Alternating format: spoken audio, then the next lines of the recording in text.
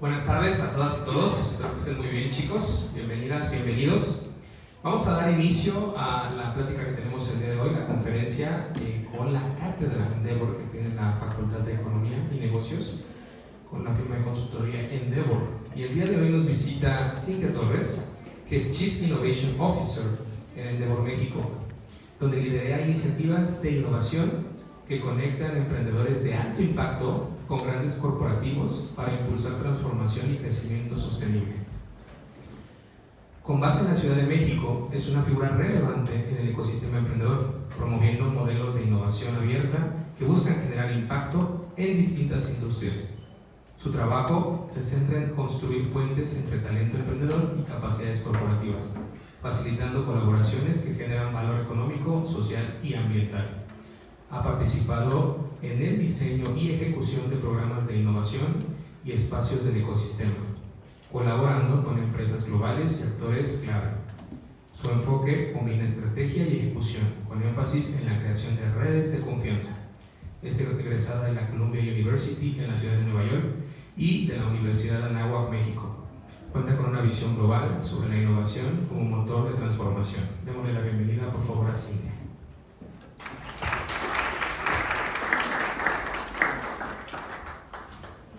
Muchas gracias a todos. A ver, me encanta ver caras de diferentes generaciones, diferentes edades. Solo para saber a quién tengo enfrente. ¿Hay alguien que quiera ser emprendedor saliendo aquí o que ya sea emprendedor? ¿Vale? Buenísimo. A ver si terminando la plática tienen otra perspectiva.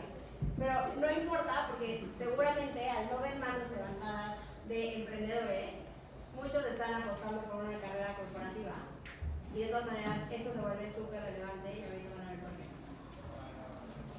Entonces, bueno, ¿alguien tiene idea de qué es Endeavor? ¿Endeavor?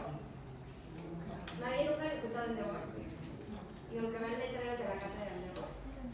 Perfecto, eso me gusta más porque entonces les cuento la historia completa. Endeavor es un movimiento global que tiene más o 28 años y lo que hacemos es ser una organización de, por y para los mejores emprendedores. Estos son algunos de los números que hemos logrado en este tiempo. Entonces tenemos más de 2.600 de los mejores emprendedores de cada país seleccionados, 4 millones de empleos generados y 67 billones de revenue a nivel global. ¿Y qué hacemos? Los seleccionamos, los apoyamos, pero no solo eso, sino que invertimos en ellos para ayudarnos a escalar. Realmente creemos en que los emprendedores nos ayudan a transformar las economías de los países. Y en el caso de México, siempre decimos que nuestra misión es catalizar la transformación de México y dejar este bendito país mejor que como lo encontramos. Entonces, para esto, no necesitamos más Pepes y Toños, con todo el respeto a la campaña de Pepes y Toños, sino necesitamos otro perfil de emprendedores y ahorita les platico a qué me refiero. Este es el footprint de la organización a nivel global. Entonces, cuando escuchen Endeavor ya no solo es un grupo de 40 en México, sino que es un movimiento mucho más importante en todo el mundo. Somos un equipo de 600 personas, más o menos. Y creo que el enlace más importante de Endeavor como organización es lo que llamamos nuestra Network of Trust, que son los mejores emprendedores, consejeros, algunos empresarios de la talla de Emilio Azcárraga, que son personas que han estado muy cerca de la organización, nuestros mentores, que son los directores de las empresas más grandes del país, que genuinamente donan lo más valioso que tiene una persona, que es su tiempo y experiencia para ayudar a nuestros emprendedores. Y nuestras figuras de thought leaders que nos ayudan a tomar decisiones mucho más puntuales o específicas. Seguramente que hay algunas marcas que conocen. A ver, ¿cuáles son las que les suenan? Aquí sí no me pueden decir que no ubican a ninguna. ¿Kavak? ¿Ok? Wesky, súper. ¿Alguien más? Clark. Clip. Sí, no me digan que no han visto un clip. No, seguro han pagado a través de un device de clip. Bueno, estos están en una categoría que se llama Outliers y es porque son emprendedores que van a una velocidad increíble. En cuanto llama generación de empleos, crecimiento de ventas, crecimiento de rentabilidad. Y ese es justamente nuestros mejores aliados para transformar al país. Entonces, aquí seguramente también hay algunas marcas que ubican más. Puede haber logos que no les digan nada, seguramente porque son modelos más B2B. Pero en la parte de B2C, seguro ubican C-Brands o los colchones Luna. Alguien de aquí estoy seguro que tiene unos lentes de Ben & Frank. ¿Alguien? Ah, súper, venga. Entonces, bueno, esa es la talla de marcas con las que estamos trabajando y están distribuidas por industria de acuerdo al espacio en el que están los emprendedores. Y me pidieron que les platicara sobre Endeavor Collabs, y aquí es donde todos los que van a ser godines, felizmente, que seguramente van a tener carreras muy exitosas, se vuelve relevante. Lo que queremos hacer es conectar lo mejor de los dos mundos. El mundo de los emprendedores con el mundo de los grandes corporativos y generar sinergias para ayudar a los corporativos a acelerar sus curvas de innovación. No tratando de desarrollar todo in-house, sino haciendo alianza con los emprendedores, que al final son los expertos en innovación y disrupción. ¿Hasta aquí? ¿Todo bien? Súper. Y si no tengo... A ver, de los que acaban de llegar, ¿alguien quiere ser emprendedor? Sí. Como que no suena normal, ¿no? Ok, súper. Bueno, seguramente todos los demás sí están esperando entrar a alguna de estas compañías. Y son solo algunos ejemplos de las más de 60 marcas con las que trabajamos en el año. Normalmente trabajamos con las áreas, con la dirección general, con los equipos de innovación y transformación, también mucho con los equipos de talento y cultura, y tenemos un par de fundaciones también que están haciendo cosas interesantes. Entonces, eso es lo que hace Endeavor en términos generales. Y para aterrizar al tema de innovación en general, no podemos hablar de innovación sin hablar de Silicon Valley. Entonces, les quiero contar un poquito de la historia. ¿Alguien tiene idea de quién es este señor? Ok. Es un señor inglés. Adivinen cómo se llama si es inglés. Smith. Thomas, no. No. Pues como buen señor inglés se llama William Shockley. ¿Alguien le dice algo el nombre de William Shockley? No. Buenísimo. Entonces, este señor es un inglés de papás californianos, brillante, premio Nobel de Física. Estaba haciendo el doctorado en el MIT cuando la mamá se enferma. Y entonces se tiene que ir a este pueblito, que es un pueblito de Mountain View en California, que en los 50 tenía 6.500 habitantes. ¿Y por qué Shockley acaba aquí? Porque ahí vivía la mamá y resulta que le dice, hijito, necesito que me ayudes, y entonces literal se va a cuidar. Y lo que es interesante es que este señor estaba haciendo investigación con semiconductores de silicio. Entonces de ahí viene el nombre de Silicon Valley. Y forma un laboratorio y una compañía que se vuelve súper exitosa. Y justo en el 56 le entregan el premio Nobel por toda su investigación con los semiconductores y con los transistores. Y entonces de ahí viene el nombre de Silicon Valley. ¿Qué pasa después? Que nuestro buen inglés tenía el peor genio del mundo. Y a pesar de que su compañía era muy exitosa, sus 8 ingenieros y colaboradores más cercanos lo mandan a volar, y entonces se conoce como la historia de los 8 traidores. Y lo que pasa es que ellos fundan otra compañía que se llama Fairchild Semiconductors. Y entonces Fairchild se vuelve súper relevante por dos aspectos. Uno es por el crecimiento en ventas que logran generar de manera exponencial, y la otra es por lo avanzado del desarrollo de la tecnología que logran hacer. Pero la historia no acaba ahí. Lo que se vuelve más interesante es lo que pasa con estos 8 traidores una vez que salen de Fairchild. Entonces, uno de esos 8 traidores era Gordon Moore, que seguramente alguien ha leído la famosa ley exponencial de Moore, que funda una compañía que eventualmente se vuelve Intel. Hay otros que fundan lo que se llamaba PCB, que era el primer fondo de inversión de Silicon Valley, como ya en esta nueva tendencia de inversiones. y ellos hacen la primera inversión en Google. Y la historia es súper interesante porque también les dan un cheque a estos dos y todos sabemos cómo acaba la historia de la empresa de la manzana. Entonces, ese es como uno de los cimientos de estas nuevas tendencias, de estas nuevas olas de innovación. Y seguramente han escuchado que estamos viviendo la famosa revolución 4.0, pero la verdad es que nadie alcanza a entender a qué nos referimos con eso. Entonces, algo que sí quiero que se queden muy grabado es que no importa si van a ser emprendedores o van a tener una carrera corporativa, financiera o dependiendo de las múltiples carreras que tenemos aquí, cualquier empresa o cualquier propuesta de valor que esté diseñada para ser exitosa en un tiempo está condenada a fracasar si no evoluciona de manera muy ágil. Y esto lo podemos ver con la pandemia. Muchas de las propuestas de valor de los productos que se consumían pre-COVID se murieron porque no alcanzaron a evolucionar a la misma manera que los patrones de consumo. Entonces, aquí me gustaría hacerles un ejercicio y es ¿cómo se imaginan el mundo el 31 de diciembre del 2091? ¿Cómo qué? ¿Cómo se imaginan que va a ser el mundo en esa fecha? Destrozado.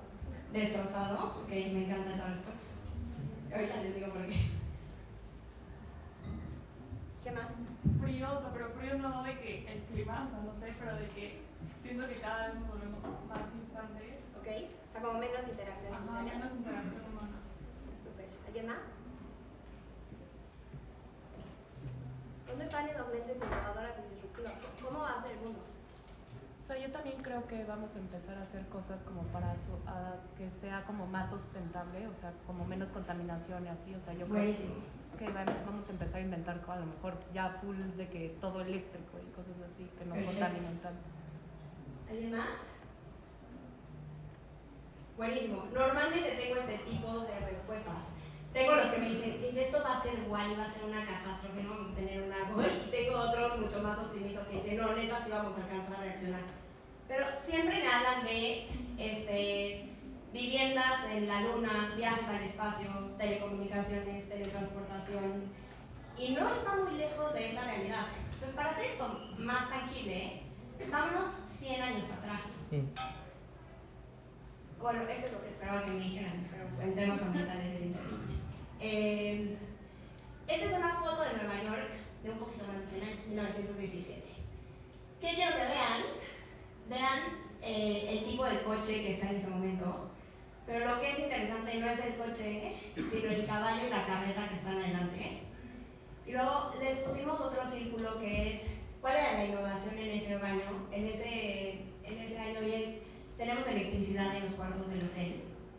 Entonces, abajo de la foto se corta un poquito, pero si imaginamos que es una niña que va con su abuelo y a esa niña le hubieran preguntado cómo se ve el mundo en 100 años, seguramente su respuesta para nada hubiera sido lo que estamos viviendo hoy. Y lo que sí les tiene que mover el corazón es que lo que el mundo vivió en los últimos 100 años no se compara para nada con lo que vamos a vivir los próximos 100. Y eso se explica por la velocidad del cambio y el desarrollo, la velocidad del desarrollo de la tecnología. Entonces aquí les puse como de los grandes hitos de la humanidad, cómo se va acortando el tiempo que pasa entre una cosa y otra. Y aquí está la famosa ley exponencial de Gordon Moore, que la tesis inicial era que la capacidad de los transistores y los chips se duplicaba y el costo se reducía cada 18 meses, luego fue todo un debate, dijeron que no, que cada 12, entonces eso no importa. Lo que es interesante es la capacidad de cómputo va a velocidades sin precedentes.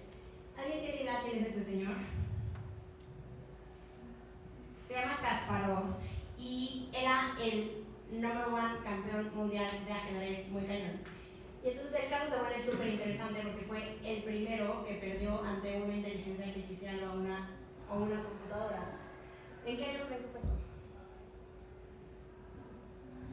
Más o menos, una cosa. Los 2000. No. Pues no se ve tan vieja. No se ve tan vieja, eso es lo que es súper interesante, es en el 96. Entonces, la inteligencia artificial ya tenía ese poder desde ese año y antes, pero entonces ¿por qué hasta ahorita estamos todos usando el ChatGPT y pasaron tanto tiempo sin que lo usáramos? Y ahorita les cuento. Entonces, otro punto súper interesante es que hasta ahora como que el desarrollo de la tecnología había tenido una tendencia creciente, sí, pero lineal. Y a partir de este boom de la inteligencia artificial, el crecimiento se vuelve exponencial. Seguramente tengo ingenieros, actuarios, matemáticos aquí que lo pueden explicar mejor que yo, pero para hacerlo muy tangible, si tú das 30 pasos lineales, pues avanzas 30 metros, literal. Pero si eso se vuelve exponencial, esos mismos 30 te dan chance de darle 25 vueltas a la Tierra, ¿no? O de ir de aquí a la Luna de regreso y otra vez a la Luna. Esa es la diferencia entre un patrón lineal y exponencial. Y es por eso que no podemos imaginarnos cómo va a ser el mundo en 100 años, porque no va a haber absolutamente nada parecido a lo que estamos viendo. Entonces, el cambio nos duele, es irreversible, cambia la vida de las personas, de las sociedades, de las economías, del mundo. Y cambiar es muy difícil, y ahorita les explico por qué, pero no hacerlo como sociedades, como organizaciones, como empresas, sí puede ser mortal. Entonces, a ver, aquí necesito que me respondan lo más rápido posible cuál es la mitad de 13. Ok. Eso es lo que quería probar. Aunque no crean, hay muchas respuestas a esta pregunta.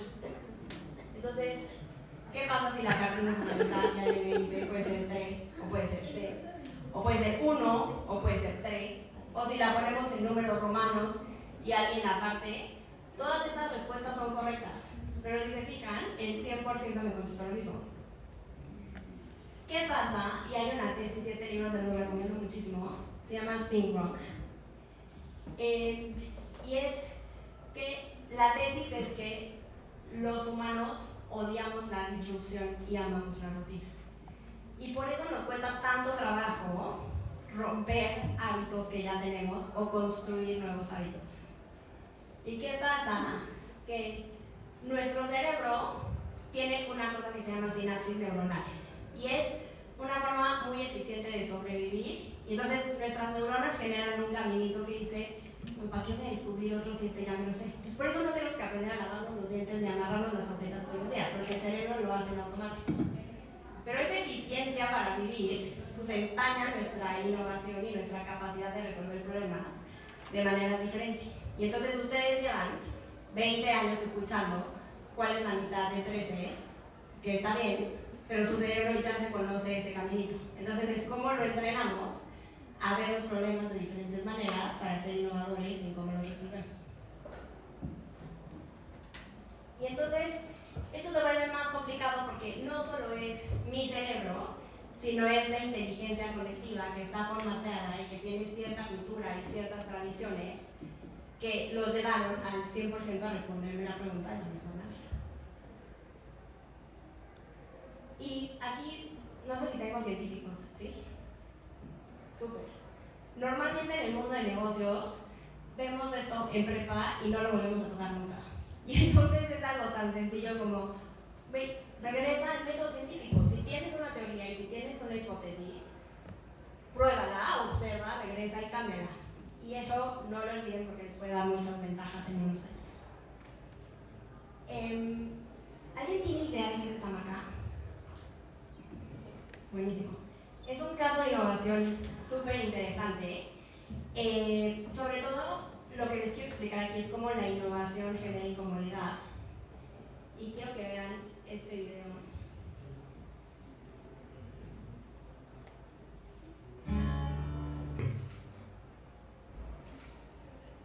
Entonces, ¿qué pasa con este caso? Se volvió un fenómeno de estudio interesante en temas de marketing. Obviamente, este era para el Super Bowl y estuvo súper bañado. Uno, no puedes hablar de marcas sin su permiso. Dos, no puedes hablar de Coca y Pepsi, aunque ahí no se pelean, no los puedes poner en el mismo comercial. Tres, no eran los sponsors del Super Bowl, entonces no había manera, no los podían. Entonces, al final, el caso en YouTube se volvió súper interesante y súper viral, aunque no salió en el Super Bowl de ese año. Pero lo que querían vender era esta maquinita que era como mucho más eficiente en lugar de transportar las botellas con el gas en las bebidas. Lo que hacían era como, haz tu bebida en tu casa, entonces tú les pones las burbujas, y por eso era muy disruptivo, y por eso generó mucha incomodidad, y esa incomodidad lo hizo viral, y al final pues, el equipo de marketing nunca imaginó la dimensión que iba a agarrar el caso, muy lejos de promocionar la maquinita, y seguramente la maquinita no se vendió, pero se generó mucho ruido alrededor de él. Entonces, si aterrizamos todo esto que les acabo de decir al mundo de los negocios, esta es una gráfica de las compañías de Standard & Poor's. Tengo financieros aquí. Súper. Entonces, vean, la primera parte es como que los años que vivían las empresas y vean cómo se va haciendo mucho más chiquita. Y eso quiere decir que el tiempo que las empresas tienen para generar y para capturar ese valor cada vez se va haciendo más chiquito. Y entonces, aquí les puse como esta gráfica del tiempo que les tardaba a las compañías o a las tecnologías llegar a 50 millones de usuarios. Entonces, no alcanzan a ver, pero créanme lo que les voy a decir. Las aerolíneas y los coches tardaban alrededor de 60 años. Y la gráfica acaba con jueguitos como Pokémon GO que lo hacen en 19 días. Que dicen, no manches, está muy bien. Pero si movemos esta frontera y lo llevamos a 100 años, digo, a 100 millones de usuarios, ya las cosas cambian. Entonces, en Internet, como tecnología, le tomó 7 años llegar a 100 millones de usuarios. Pero si se van para abajo, ya estamos hablando de cuestión de horas. Entonces, ahí hay como un debate entre threads, porque realmente no quiere decir que son usuarios activos, simplemente fue login en la plataforma, y ChatGPT, que es una locura lo que logró en velocidad de adquisición de usuarios. Entonces, esa es la velocidad a la cual se está moviendo el mundo y a la cual se están moviendo las compañías, y es a la cual ustedes van a tener que tomar decisiones. Hay una encuesta de McKinsey que evalúan como a los directores generales y directores de innovación y les preguntan qué tan cómodos están con sus estrategias, y solo el 6% está satisfecho. Y lo que es interesante es que todos coinciden en que viven en un mundo en el que la velocidad del cambio va increíblemente rápido, pero no están sabiendo responder a la altura. Entonces, aquí solo voy a tener un par de emprendedoras, sepan que 11 de cada 12 startups fracasan, pero ojo que lo mismo pasa en el mundo green. Podríamos pensar que dentro de las grandes corporaciones la innovación tiene mucho más potencial de éxito, pero no, en realidad pasa lo mismo. Y ojo con esto. Hablando de innovación, hay una cosa que realmente se llama el Not Invented Here Syndrome. Y es esta arrogancia de cualquier organización de decir, yo creé el producto, yo creé el servicio, soy el líder del mercado, nadie me va a venir a tirar. Y todos ya sabemos qué pasa con ese tipo de compañías. Pero se sorprenderían la cantidad de corporativos que tienen en su cultura este síndrome, consciente o inconsciente. Para quien le interese el tema, les puedo mandar esto. Es un documento súper sencillo, divertidísimo, en el que periodistas de negocios que seguían a estas compañías regresan con los directores que estaban tomando decisiones en el momento que fracasan. Y entonces, en pláticas pues, muy genuinas y de mucha humildad, reconocen qué fue lo que les falló y por qué fracasaron.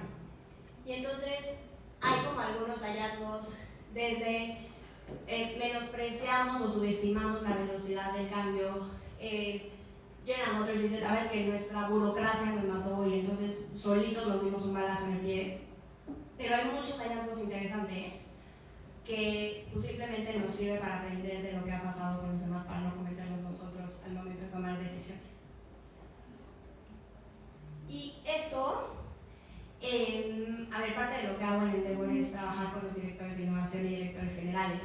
Y entonces les hago esta encuesta a los becarios, a los interns, a los trainees. Entonces les digo, porfa, márcame cuántas veces has escuchado en tus juntas este tipo de expresiones. Se sorprenderían. Y luego llego con el equipo directivo, que además en temas de innovación todo el mundo dice, pues yo soy súper innovador, ¿no? Es como, si lo quieres súper bueno para comunicar.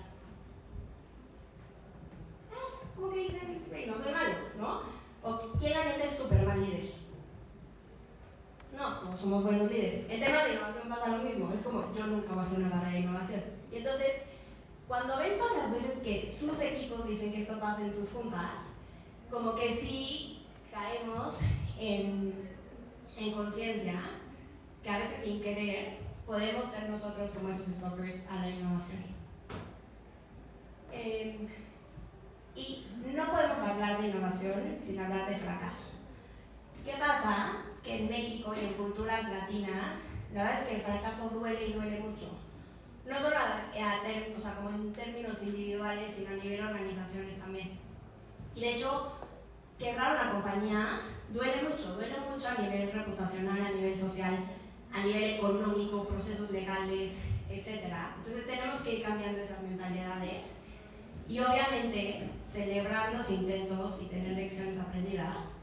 Se vale intentar, se vale fracasar, se vale equivocarse, solo no 2 veces, no se vale cometer 2 veces el mismo error. Y entonces, a ver, siempre que hablan de innovación se imaginan el hilo negro y un producto que no sirve, que no existe y entonces vamos a cambiar el mundo. La neta no. Y si se llevan esto como un mindset para adelante, les puede ayudar muchísimo.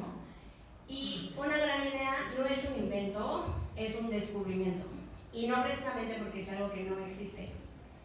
Entonces, lo más importante de esto es que innovar necesita tener muy claro cuál es el problema que vas a resolver y ofrecer soluciones elegantes o que hagan sentido a ese problema. Waze es un muy buen ejemplo de esto. ¿Quién usa Waze versus Google Maps? A ver, levanten la mano, ¿quién usa Google Maps? ¿Quién usa Waze? Súper. Aquí el debate está súper interesante porque Waze, la propuesta de valor original era: te vamos a ayudar a navegar el tráfico para que llegues a tu destino lo más rápido posible. Google Maps es una solución de mapas lo más preciso. ¿Qué pasa y por qué en algunos mercados Waze está teniendo una posición de liderazgo? Porque están casados con su problema. La variable que tienen que optimizar Waze es el tiempo. No importa si te metes a unas calles que dices, Dios, mi vida, en qué momento, y que ya no hay marcha atrás y que tienes que seguir a ver hasta dónde llegas, pero porque esa es como que la causa con la que están casados. Y sus miles de ingenieros en todo el mundo están desarrollando el código para resolver ese reto en específico. En Endeavor, a ver, he visto 15 años de emprendedores todos los días y siempre tenemos como esto muy claro y es: enamórate del problema y no de la solución. ¿Qué pasa? Que cuando tienes muy claro qué es lo que quieres resolver, te vuelves mucho más ágil al iterar y al descubrir diferentes soluciones para ese problema específico. Tengo muchos emprendedores que llegan con una solución que parece una cosa espectacular y entonces están casados con su solución. La neta es que no le resuelven un problema a nadie y que nadie los va a usar, pero llevan tanto tiempo desarrollándolos que es súper difícil quitarles de la cabeza esa idea y entonces hacerlos que iteren y que sean capaces de cambiar sus soluciones. Entonces, ojo, con todos sus proyectos entregables, propuestas innovadoras, asegúrense de tener claro qué es el problema que van a resolver y eso en automático les va a dar un camino mucho más eficiente para que la solución sea mucho más exitosa. Entonces, a ver, la innovación, ya vimos, no es invención, puede incluirla, no siempre. 2, no tiene que ser nuevas para el mundo, puede ser nuevo para un mercado o una industria. Y la innovación no solo son productos o servicios, pueden ser modelos de negocio, cómo te comunicas con tus clientes, a través de qué canales, cómo estás generando revenue, etc. Y lo más importante es que debe sostenerse a sí misma. No puedes hablar de innovación si requiere millones de dólares y miles de años para ejecutarse. ¿Cómo buscamos innovación que sea mucho más ágil? Y entonces, no sé si han escuchado este término, pero dentro del mundo de innovación hay una tesis que se está volviendo súper importante, que es innovación abierta. ¿A alguien les suena algo? Ok, entonces aquí como todos van a ser godines muy exitosos. Esto sí es súper importante que pongan atención. ¿Qué es? A ver, es un término que se acuñó hace muchos años, en el 2003, un señor que se llama Chesberg. Pero lo que es importante que tengan en el radar, y si se llevan este slide, estoy feliz y les va a servir muchísimo, es las fortalezas de los corporativos son las debilidades de los emprendedores y al revés. Entonces, ¿qué hace fuerte un corporativo? Pues el acceso a mercados, el talento, el músculo financiero, los miles de empleados que tienen alrededor del mundo, la protección legal, etc. Pero justo esos tamaños y esas marcas los hacen mucho más lentos, cosa que los emprendedores sí tienen. Normalmente son mucho más ágiles, pueden iterar, no tienen marcas que tienen que cuidar y que no les permiten tomar riesgos, pueden iterar de manera mucho más rápida, pero justo les falta lo que los corporativos sí tienen. Y entonces, lo que queremos hacer y lo que hago todos los días en Endeavor es cómo construimos puentes entre estos dos mundos, poniendo lo mejor de cada parte en la mesa. Y entonces, si alguien quiere seguir profundizando en esto, este libro vale muchísimo la pena. Y es cómo sales a buscar mejores prácticas en un espacio en el que normalmente no buscarías soluciones. Y cómo te mueves de tu industria. Entonces, pueden aprovechar muchísimo estos espacios para platicar con personas de otra carrera, saber qué está funcionando ahí y ver cómo lo tropicalizan a su espacio. Y no saben la cantidad de innovación que se genera así.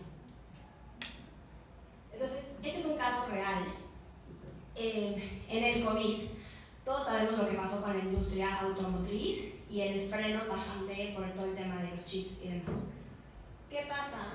Que en Alemania varias plantas de motores de camiones las pararon y lo que hicieron fue utilizarlas para producir respiradores. Y entonces los doctores nunca hubieran volteado a ver la industria automotriz para ver cómo podían eficientar el sistema de salud. Pero es un caso real. Y entonces lograron producir, y la industria de salud logró producir respiradores en ese momento a una velocidad que si no hubiera sido por esa crisis, no lo hubieran logrado.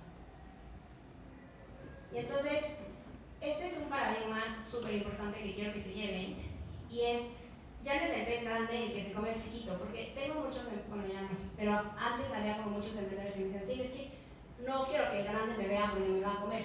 Y la verdad es que ya no, o sea, ya es un tema de agilidad independientemente del tamaño, y ya tenemos a muchos emprendedores en Endeavor que están haciendo grandes alianzas con corporativos y que tienen proyectos increíbles. Entonces, más bien es un tema de arrogancia de los corporativos, de querer desarrollar todo ellos, en lugar de hacer alianzas con los expertos que desayunan, comen y cenan el problema que ellos no saben resolver. Entonces, esta es una foto de los inicios de Walmart. La historia es súper interesante, luego voy a enseñar. Pero si yo les pregunto, ¿cuál es la empresa más innovadora del mundo? Cero me dirían Walmart, ¿están de acuerdo? O sea, pues lo hace bien y lleva muchos años y está interesante, pero no es como la etiqueta de innovación, con todo respeto al equipo de Walmart, que trabajamos mucho con ellos, queremos mucho. Lo que es interesante es cómo se han mantenido a la vanguardia a través de la adquisición de startups y de scale-ups. Entonces, una empresa que normalmente el core de su negocio no son precisamente plataformas digitales ni todo lo que tenga que ver con ese tipo de soluciones, dijeron, no lo vamos a hacer nosotros, mejor compramos empresas que son expertas en eso. Pero si nos vamos del otro lado y hablamos de Google, ahí se pueden decir, esa empresa sí cae en la cancha de innovación. Y diríamos, toda la tecnología de Google y toda la innovación está desarrollada in-house. Pues no. Vean la velocidad a la cual estos cuates siguen adquiriendo compañías. Y estas son compras full. Si se meten a TechCrunch o a Crunchbase o a todas estas bases de datos, es súper interesante que vayan traqueando cómo van invirtiendo en compañías, adquiriendo o fusionando o haciendo joint ventures. Entonces, esta es la forma en la que incluso los grandototes innovadores se mantienen a la vanguardia, haciendo alianzas con emprendedores que tienen muy clara cuál es su propuesta de valor y que las fusionan en lugar de tratar de desarrollar todo ellos. Y entonces, me pidieron que les contara algunos casos. Esta es una historia real. Y uno de nuestros clientes era Cisco. Y entonces me dicen, sí, necesito desarrollar soluciones innovadoras para mis clientes, ¿ok? Pero de la mano de los partners, que son los que distribuyen la tecnología. Y entonces hicimos una cosa muy loca, lanzamos una convocatoria de emprendedores y luego lanzamos una convocatoria de partners de tecnología que no entendíamos, pero caramba, de qué hacían. Y luego, peor que eso, les hicimos unas sesiones de speed dating literal para que los emprendedores conocieran a los partners, hicieran equipo y postularan sus soluciones al concurso de Cisco. Total que la final fue en Cisco Live en Cancún, el evento más grande. Había una cosa rarísima que era un exoesqueleto que ayudaba a la gente a cargar no sé cuántas toneladas. Divertidísimo. Pero una de las soluciones era un emprendedor que se llama Juan Casares de Edicare. Y era una solución de telemedicina. ¿Y qué pasa? La respuesta es esa foto que ven abajo, que es un robot. Entonces empieza la pandemia y lanzamos el primer hospital digital en América Sur. Entonces en la foto está el equipo de doctores y de directores del hospital. Está Juan al lado de mí y están Isidro y el director de Amazon Web Services en ese momento. Y entonces, ¿qué hicimos? Lanzar ese robot. ¿Qué pasó? Que se volvió un gran caso de estudio. Porque los pacientes no se complicaban porque no se deprimían por estar en contacto con sus familias. La tasa de contagios del hospital bajó porque obviamente doctores y enfermeras pues sí tenían que entrar a verlos, pero todo el staff administrativo y como todo el equipo adyacente que estaba en contacto con un paciente no era contacto físico. Y luego se volvió súper interesante porque la Cruz Roja lo compró y entonces están atendiendo hoy a pacientes en Oaxaca, Guerrero, Chiapas con doctores de primer nivel de este tipo de hospitales que nunca harían un viaje a Palenque o a Tuxtla Gutiérrez para atender a un paciente. Y luego se replicó a Latinoamérica y al final la historia es un hitazo. Entonces, ese es el tipo de innovación abierta que queremos gestionar y que queremos crear. Juan lo hubiera hecho solo, ¿sí? Le hubiera tomado mucho más tiempo. Amazon y Cisco lo hubieran logrado, ¿sí? Con mucho más tiempo. Y entonces, ¿cómo creas esta sinergia donde hay un problema muy claro a resolver? Algo súper importante es la confianza en el otro. Los emprendedores pueden ser muy arrogantes, pero esa arrogancia muy bien canalizada es lo que les lleva a crear estas compañías. Y lo mismo del lado de los corporativos. Cuando se quitan esa barrera y entienden que el otro trae a la mesa algo que tú no tienes, la verdad es que podemos contar este tipo de historias. Y tenemos muchos ejemplos en muchas industrias. Y entonces, para todos los que van a buscar una carrera en corporativos, esto es súper importante. Y el factor que hace que este tipo de historias vuele es alguien que genuinamente cree en el proyecto, que ve un problema a resolver y que hace que las cosas pasen. ¿Qué pasa en temas de innovación? Y seguramente a ustedes les pasa también. Imagínense a los directores de un corporativo que no tienen un minuto, que tienen las agendas saturadas, que es un momento de crisis y que no van a llegar al bono. Llega la de talento y les dicen, oigan, tenemos nuestro concurso de innovación. Por supuesto, yo mail, pero cero quiero dedicarle tiempo a desarrollar una idea para ganar el concurso del área de people. Y entonces, como le estamos dando la vuelta, es a ti, director, ¿cuál es el desafío y qué es lo que realmente te duele? ¿Y qué tiene que pasar para que te den tu bono en diciembre? Y buscamos a un emprendedor que tenga esa solución. Y entonces lo que pasa es que ya no son el corporativo tratando de seleccionar al emprendedor, sino que lo hacen parte de su equipo y hacen que la magia pase. Entonces ustedes hoy con este mindset, aunque estén en el mundo corporativo, sí pueden tener ese mindset de innovación y de intraemprendimiento. Y eso de verdad que nos va a llevar a resultados súper exitosos, porque aunque no lo crean, no es un mindset que todos tienen. Ojo a los que van a equipos legales, IT, compliance, normalmente suelen ser los detractores de innovación. ¿Por qué? Y entiendo perfecto lo que tienen que cuidar y lo que está sobre la mesa, pero cuando estas personas se vuelven tus chances de innovación adentro, la verdad es que cosas súper interesantes pasan. Y bueno, estos son hicimos un estudio padrísimo, muchas entrevistas con grandes directores de grandes compañías y encontramos que hay como 7 cosas importantes para la innovación, no les voy a contar todas. Lo que sí quiero que se lleven son 2. Uno es el tiempo. Si yo les pregunto cuál es el mejor momento para innovar, me van a decir, cuando las cosas van fatal, porque entonces ahí es cuando tienes que generar como ideas nuevas. Y justo es lo contrario. El mejor momento para innovar es cuando todo está en calma, cuando los resultados se dan, cuando el equipo está relajado. Y es súper contraintuitivo porque en ese momento, si lo que estamos vendiendo ahorita funciona, como ¿por qué me preocuparía en pensar qué es lo siguiente? Y ese es justo el momento clave, porque si quieres innovar, cuando la empresa está a punto de quebrar, cuando todos los equipos están en crisis, cuando la presión está a tope, por supuesto que nadie se va a dedicar a innovar y a pensar fuera de la caja. Entonces, eso también para ustedes. Si se quieren poner innovadores 5 minutos antes de que entreguen el proyecto, no va a jalar. Encuentren los momentos adecuados para que le den espacio a la mente para poder tener cierta tranquilidad, para ser mucho más creativo. Y el otro es el tema de cultura. Y esto háganlo con ustedes, con sus equipos, con sus profesores. Igual regresar al tema del fracaso. Y cómo de verdad sí tenemos que ser mucho más amigables y apapachar a alguien que se atrevió a intentar algo grande aunque haya fracasado. Y al final, esto quédenselo para toda la vida. Seguramente tenemos alumnos muy exitosos aquí. Ojo, porque lo que han hecho, que los ha hecho exitosos ahorita, si lo siguen haciendo tal cual, no es precisamente lo que los va a hacer exitosos en unos años. Sí tienen que sacudirse, sí tienen que innovar, sí tienen que ser disruptivos para poder tener estas ventajas competitivas y poder inspirar a los demás. Listo.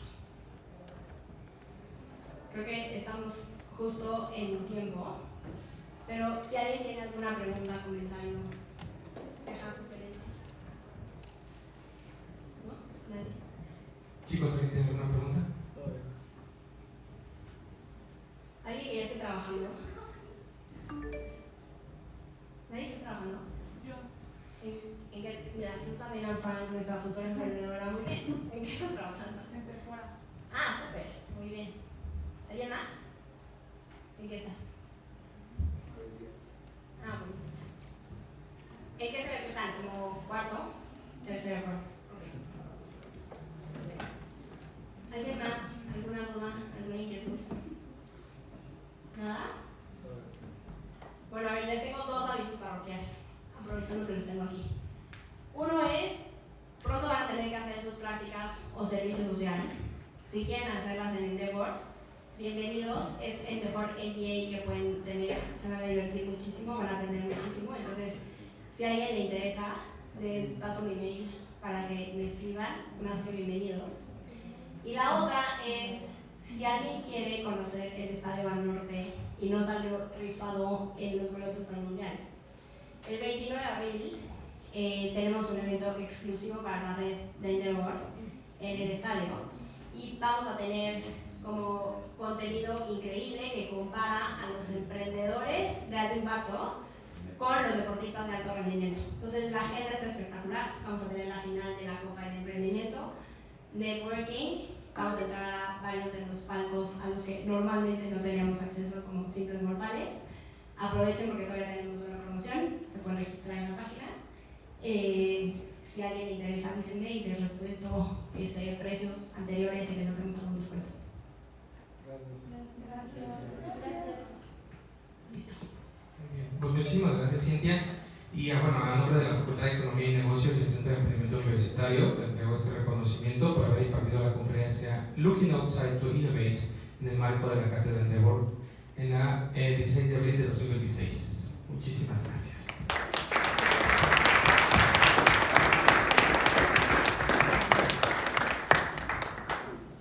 Bueno chicos, pues muchísimas gracias, les agradezco mucho por estar aquí con nosotros y pues nos estamos viendo próximamente con otros avisos para conferencias que tenemos para ustedes. Muchas gracias.